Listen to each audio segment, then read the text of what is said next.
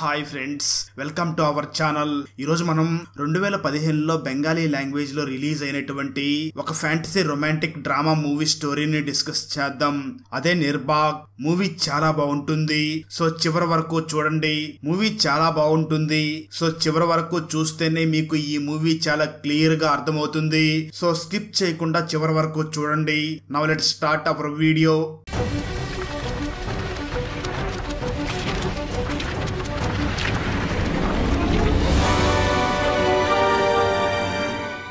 Open చేస్తే ఈ మూవీలో మొత్తం 4 స్టేజెస్ ఉంటాయి. First stage affection. శాంసన్ అనే ఒక మిడిల్ ఏజ్డ్ వ్యక్తి నిద్ర లేవగానే అద్దం దగ్గరికి వచ్చి తనను తాను చాలా సేపటి వరకు చూసుకుంటూ ఉంటాడు. తనని తాను లవ్ చేసుకుంటూ చాలా టైం తననే చూసుకుంటూ టైం స్పెండ్ చేస్తూ ఉంటాడు. ఆ తర్వాత బాత్రూమ్ లోకి వెళ్లి బ్రష్ చేస్తూ కూడా తనని తాను చూసుకుంటూ అద్దాన్ని ముద్దు పెట్టుకుంటాడు. ఆ టైంలోనే ఆ ఇంటికి ఒక పని మనిషి వచ్చి పని చేస్తూ ఉంటుంది. బ్రష్ చేసుకున్న తర్వాత బాత్రూమ్ లోకి వెళ్లి డోర్ ఓపెన్ చేసి తనకి తానే షేవ్ చేసుకుంటూ చాలా నెమ్మదిగా షేవ్ చేసుకుంటూ ఎవరో ఒక అమ్మాయి తనకి షేవ్ చేస్తున్నట్టుగా చాలా ఫీల్ అవుతూ నెమ్మదిగా షేవ్ చేసుకుంటూ ఉంటాడు.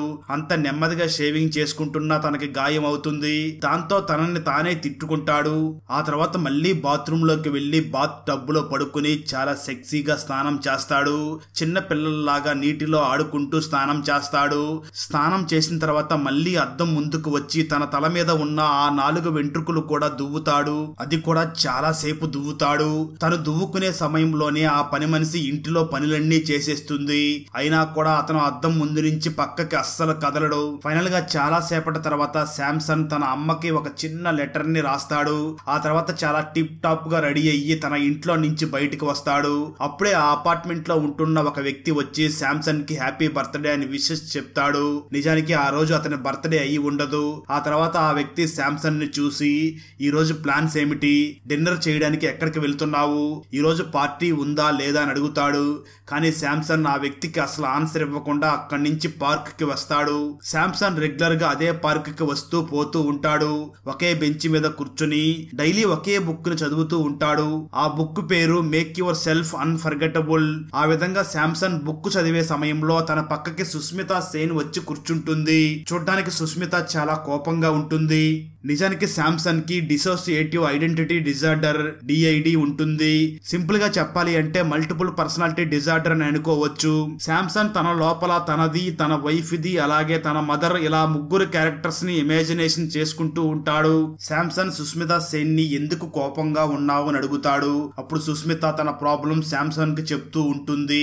అదే టైంలో ఆ పార్క్ లో కొంతమంది వాళ్ళు ముందుగా వెళుతూ ఉంటారు. దాంతో వాళ్ళు ఏం మాట్లాడుకుంటున్నారో అస్సలు వినిపించదు. అలా ఫైనల్ గా శాంసన్ సుస్మిత సేన్ మాటలు మొత్తం విని సుస్మిత సేన్ ని చూసి లవ్ యువర్ సెల్ఫ్ అనే ఒక మాటని చెప్తాడు. ఆ తర్వాత శాంసన్ షాపింగ్ మాల్ కి వెళ్లి తన కోసం షాపింగ్ చేసి అలాగే తన థియేటర్ కి వెళ్లి మూవీ చూస్తాడు. తన పక్కన తన వైఫ్ కూర్చుని ఉందని ఇమాజినేషన్ చేసుకుంటాడు. మూవీ చూడడం ఫినిష్ అయిన తర్వాత శాంసన్ ఒక రెస్టారెంట్ కి వచ్చి కేక్ ఆర్డర్ చేసి తనకు తాను హ్యాపీ బర్త్డే విషెస్ చెప్పుకుని చిన్న పిల్లవాడిలా కేక్ ఫేస్ కు పూసుకుని తనకు తాను పార్టీ చేసుకుని మందు తాగి ఇంటికి వచ్చి అద్దంలో తనను తాను చూసుకుని పడుకుంటాడు. పడుకుని నిద్రపోయే ముందు శాంసన్ మాస్టర్బేట్ చేసుకుంటాడు. తన దగ్గర తన వైఫ్ ఉందని ఇమాజినేషన్ చేసుకుంటాడు. మార్నింగ్ అయ్యాక యాజ్ యూజువల్ గా శాంసన్ నిద్ర నుంచి లేచి స్నానం చేస్తూ కాలు జారి కింద పడి తలకి గాయం అవుతుంది. ఆ తర్వాత పని మనిషి ఇంటికి వచ్చి ఇదంతా చూసి అంబులెన్స్ కి కాల్ చేసి హాస్పిటల్లో అడ్మిట్ అయ్యేలాగా చేస్తుంది. ఆ టైంలో శాంసన్ చనిపోడు, బ్రతికే ఉంటాడు. ఇక్కడతో ఈ మూవీలోని ఎఫెక్షన్ అనే ఎపిసోడ్ ఎండ్ అవుతుంది. Second stage lust. Sushmita daily వచ్చి పార్క్ లో అదే బెంచ్ మీద కూర్చుంటుంది. ఆమెకు రాహుల్ అనే ఒక బాయ్ ఫ్రెండ్ ఉంటాడు. రాహుల్ ఆమెను పెళ్లి చేసుకుని ఆ ఊరి నుంచి వేరే ఊరికి వెళదామని అంటాడు. కానీ సుస్మిత అందుకు అస్సలు ఒప్పుకోదు. ఆ విషయానికి ఇద్దరు గొడవ పడుతూ ఉంటారు. సుస్మిత ఒక చెట్టు కొమ్మ కింద కూర్చుని ఉంటుంది. నిజానికి ఆ చెట్టు సుస్మితని లవ్ చేస్తూ ఉంటుంది. సుస్మిత బాధగా ఉండడం చూసిన ఆ చెట్టు నెమ్మదిగా గాలిని ఊపుతుంది. సుస్మిత మీద ఆకులను వేస్తుంది. ఆ గాలికి వాతావరణం చల్లగా ఉండడం చూసి సుస్మిత మొహం మీద నవ్వు వస్తుంది. ఆ తర్వాత రోజు సుస్మిత అదే పార్క్ కు వచ్చి అదే బెంచ్ మీద కూర్చుని తన బాయ్ ఫ్రెండ్ తో చాటింగ్ చేస్తూ ఉంటుంది. నేను రాను, నువ్వే ఇక్కడికి రా అని రాహుల్ కి మెసేజ్ చేస్తూ ఉంటుంది. అలా రాహుల్ తో చాటింగ్ చేసిన తర్వాత సుస్మిత ఒక బుక్ ని చదువుతూ ఆ బెంచ్ మీదనే పడుకుంటుంది. సుస్మిత పడుకోవడం చూసిన ఆ చెట్టు చాలా నెమ్మదిగా గాలిని వీస్తుంది. వాతావరణం చల్లగా ఉండడంతో సుస్మిత నిద్రపోతుంది. అలా చూస్తూ ఉండగానే గాలి కొంచెం ఫాస్ట్ గానే వస్తుంది. గాలి ఫాస్ట్ గా వేయడం వలన సుస్మిత ఒంటి మీద ఉన్న దుప్పట్టా గాలికి ఎగిరిపోతుంది. అప్పుడు సుస్మిత బ్రెస్ట్ కనిపిస్తుంది. అది చూసిన ఆ చెట్టు మాస్టర్బేషన్ చేసుకుంటుంది. ఆ తర్వాత ఒక చిన్న చెట్టు కొమ్మ మీద నుంచి స్పెరం బయటకు వస్తుంది. ఆ తర్వాత కొంచెం సేపటికి సుస్మిత నిద్ర లేచి అక్కడి నుంచి వెళ్లిపోతుంది. ఆ తర్వాత రోజు సుస్మిత బాయ్ ఫ్రెండ్ రాహుల్ సుస్మిత ఉన్న ఊరికి వస్తాడు. అదే రోజు రాత్రి ఆ చెట్టు సుస్మిత ఆ చెట్టు దగ్గరికి వచ్చి ఒక సెక్సీ డాన్స్ చేసిన విధంగా ఇమాజినేషన్ చేసుకుంటుంది. అప్పుడే వాచ్మ్యాన్ అక్కడికి వచ్చి విజిల్ వేసిన వెంటనే అది కలలో నుంచి బయటకు వస్తుంది. ఆ తర్వాత రోజు సుస్మిత రాహుల్ ని తీసుకుని అదే పార్క్ కి వచ్చి అదే బెంచ్ మీద కూర్చుంటుంది. అప్పుడు రాహుల్ సుస్మితని చూసి మనమిద్దరం ఇన్ని సంవత్సరాల నుంచి రిలేషన్షిప్ లో ఉన్నాము, నువ్వు నా ఇంటికి రాకపోతే ఏం బాగుంటుంది అని మాట్లాడుతూ ఉంటాడు. ఆ చెట్టు రాహుల్ ని సుస్మితతో చూసేసరికి చాలా కోపం వస్తుంది. అందువల్ల రాహుల్ సుస్మిత సేన్ దగ్గరికి వచ్చి కూర్చోవడానికి ట్రై చేసినప్పుడల్లా ఆ చెట్టు రాహుల్ మీద ఏదో ఒకటి పడేస్తూనే ఉంటుంది. పూలు, ఆకులు, పండ్లు ఇలా ఏదో ఒకటి పడేస్తూనే సతాయిస్తూ ఉంటుంది. ఆ తర్వాత కొంచెం సేపటికి రాహుల్ కాలు మీద ర్యాషెస్ వస్తాయి. అదే టైంలో రాహుల్ సుస్మితని కూడా కన్విన్స్ చేస్తాడు. ఫైనల్ గా సుస్మిత కన్విన్స్ అవుతుంది. ఆ తర్వాత ఇద్దరు కిస్ చేసుకుంటారు. అది చూసిన ఆ చెట్టు మనసు విరిగిపోతుంది, చాలా ఫీల్ అవుతుంది. అదే రోజు రాత్రి సుస్మిత రాహుల్ టీవీ చూస్తూ ఉండగా టీవీలో రాత్రి చాలా వేగంగా తుఫాన్ రావడం వల్ల చెట్లు పడిపోయాయి అని న్యూస్ వస్తుంది. ఆ పార్క్ లో ఉన్న ఆ చెట్టు కూడా పడిపోయి ఉంటుంది. ఇక్కడతో లస్ట్ అనే ఎపిసోడ్ కూడా ఎండ్ అవుతుంది. మూవీలో థర్డ్ స్టేజ్ జెలసీ. ఫైనల్ గా రాహుల్ సుస్మితల పెళ్లి జరుగుతుంది. ఆ తర్వాత సుస్మిత రాహుల్ తో కలిసి తన ఇంటికి వెళ్తుంది. రాహుల్ దగ్గర తన పెంచుకుంటున్న ఒక డాగ్ ఉంటుంది. దాని పేరు బింగి. అది కూడా ఒక ఫిమేల్ డాగ్. బింగి సుస్మితని చూసి అస్సలు లైక్ చెయ్యదు. సుస్మితకి హాయ్ హలో అని కూడా అస్సలు చెప్పకుండా ఇంట్లో తిరుగుతూ ఉంటుంది. ఆ డాగ్ రాహుల్ గురించి చాలా ఆలోచిస్తూ ఉంటుంది. ఇంతకు ముందు తాను రాహుల్ చాలా ఆడుకునే వాళ్ళం, ఒకే బెడ్ మీద పడుకునే వాళ్ళం, తిరగడానికి బయటికి వెళ్లే వాళ్ళం అని ఆలోచిస్తూ ఉంటుంది. రాహుల్ ఉన్నాడనే బింగి వేరే డాగ్ తో అసలు ఫ్రెండ్షిప్ చేసి ఉండదు. ఆ డాగ్ రాహుల్ ని చాలా లవ్ చేస్తూ ఉంటుంది. రాహుల్ తో గడిపిన మూమెంట్స్ ని గుర్తు చేసుకుని చాలా ఏడుస్తుంది. రాహుల్ జీవితంలోకి ఒక అమ్మాయి వచ్చిందని చాలా ఫీల్ అవుతూ అసలు తనని కేర్ చేయడం లేదు అని బాధపడుతుంది బింగి.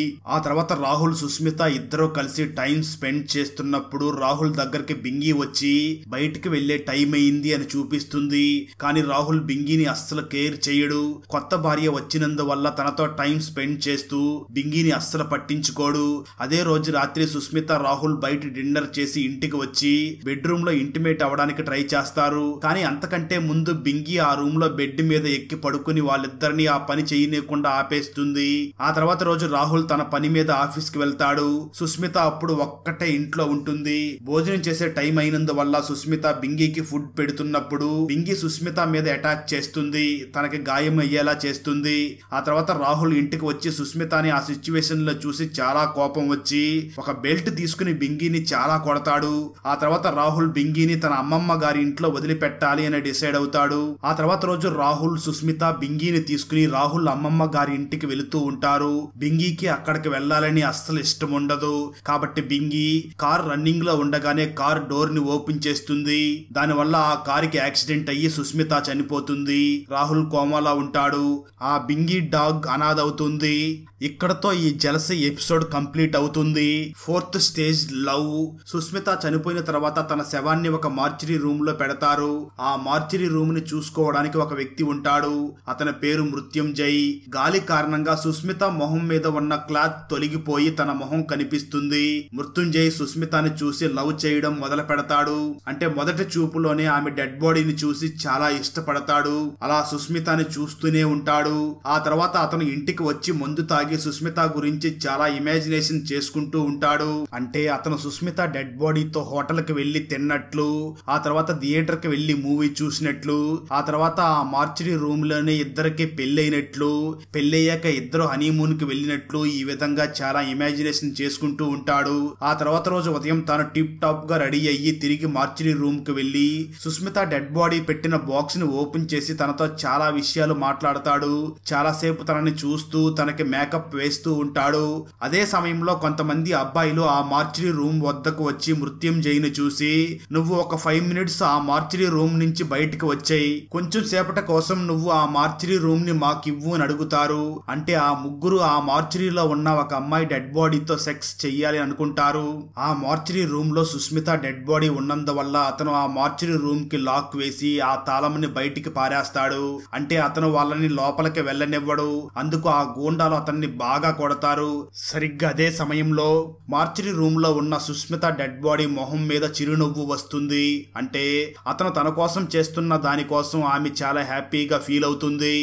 ఆ తర్వాత ఆ గూండాలు అతన్ని బాగా తన్ని చంపేస్తారు.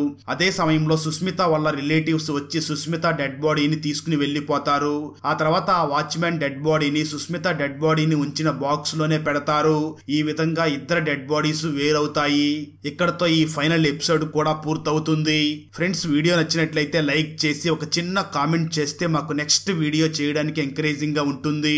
అలాగే ఛానల్ ని సబ్స్క్రైబ్ చేసి పక్కనే ఉన్న బెల్ ఐకాన్ ని క్లిక్ చేసి సపోర్ట్ చేయండి. ఈ మూవీ హోయిచోయ్ యాప్ లో స్ట్రీమ్ అవుతుంది. Thanks for watching. జై హింద్.